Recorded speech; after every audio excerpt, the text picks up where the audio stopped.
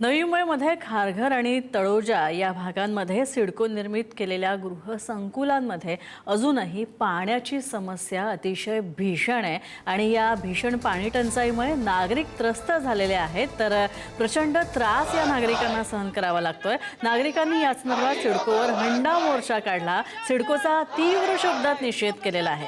खारघरमधील सुखसागर सोसायटीमध्ये नागरिकांनी संताप व्यक्त केला आणि सिडकोच्या कारभाराचा निषेध केला।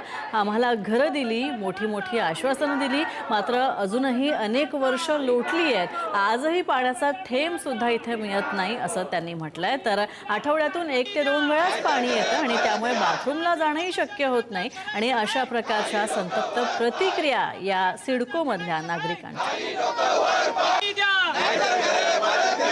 सिडको प्रशासनाचं करायचं काय? सिडको प्रशासनाचं करायचं काय? सिडको प्रशासन, सिडको प्रशासन, सिडको प्रशासन आणि आमच्या उशाशी,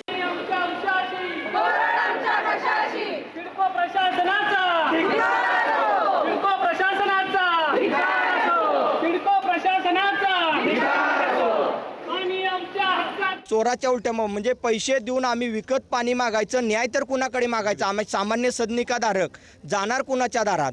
त्यासाठी एकच माध्यम आहे। आज आनंदसागरच्या लोकांनी, महिलांनी, गृहिणींनी हे आज जे मीडियाच्या माध्यमातून आम्ही आवाज उठवण्याचं काम केलेलं आहे। तर आम्हाला 24 तास पाणी दिलं पाहिजे आणि जी महिला गृहिणी आहे तिला जे भयानक त्रास होत आहे ऑफिसला जाण्यासाठी, मुलांना शिक्षणाला सोडण्यासाठी आणि घरातली कामं आवरण्यासाठी भयंकर प्रचंड त्रास होत आहे। त्यासाठी तुमच्या माध्यमातून आम्ही हे आज एक आंदोलन करत आहे। तरी 24 तास पाणी मिळावं हीच अपेक्षा आहे।